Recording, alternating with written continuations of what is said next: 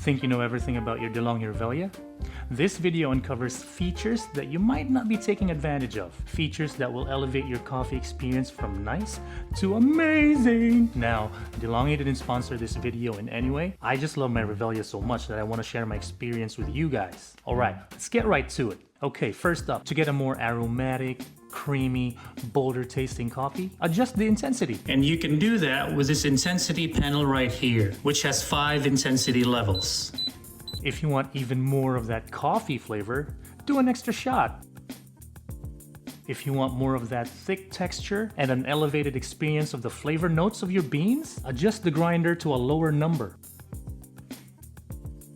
And if you really want to go deeper into the personality of the beans you're brewing, use the Bean Adapt technology.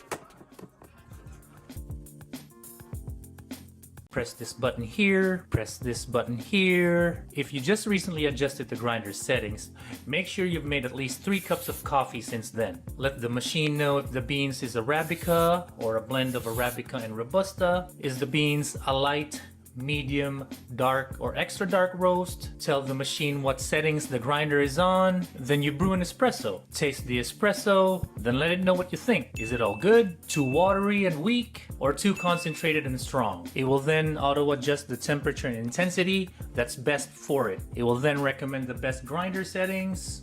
And remember, only move the grinder dial when you've made at least 3 coffees, and move the dial 1 increment at a time, and only move it when the machine is grinding. Now save the settings, and then you're good to go. And if you want to check out the settings for this bean, just click here, and you'll see the temperature and grinder settings for it. Now, if you want to get more of a kick from your cup, and by kick I mean more perked up, more energized, use the extra button. It will extract more coffee out of the puck. I think this is a good feature if you don't mind watered down coffee,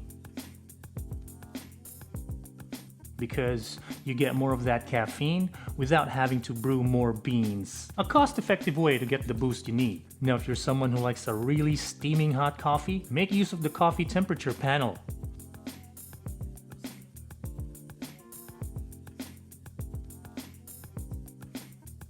Or if the coffee you're currently making is a little too hot to handle, you can select low and medium settings.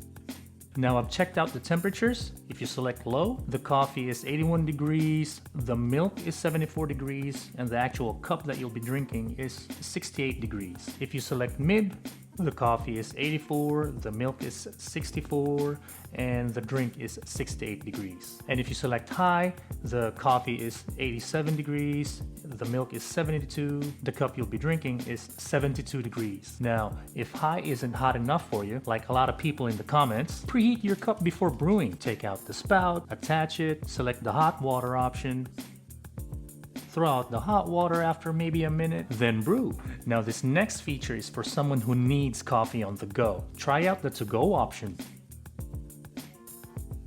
It's really cool because I think they intentionally made it for someone who doesn't have a lot of time in the morning. I'll explain why as I show you how to do it. Now if you want to make a cup to go, you look for the drink you want to make, press on this button here, look for this icon. Now not all drinks have this option, which is understandable. Like the espresso, for example, it doesn't make sense having it. Okay, now press the to-go button, read the prompts, select how much of the drink you want in your to-go cup. So, the rightmost selection would be 235 mils, the middle one is half of it, and the leftmost would be about a quarter full. Press brew, wait for it to fill up your cup, and that's your to-go cup filled with coffee. But if after setting it up, you're not happy with the water level, it will then ask you if you're okay with the amount it poured. If it is, just press OK. If not, adjust it here. So tomorrow, when you brew for your to-go cup, it will pour in more or less, depending on the adjustment you make. That's just really cool, right? It's like the Revelia is telling me, okay, just go or you'll be late. I'll make sure you have a better cup tomorrow. It's really impressive.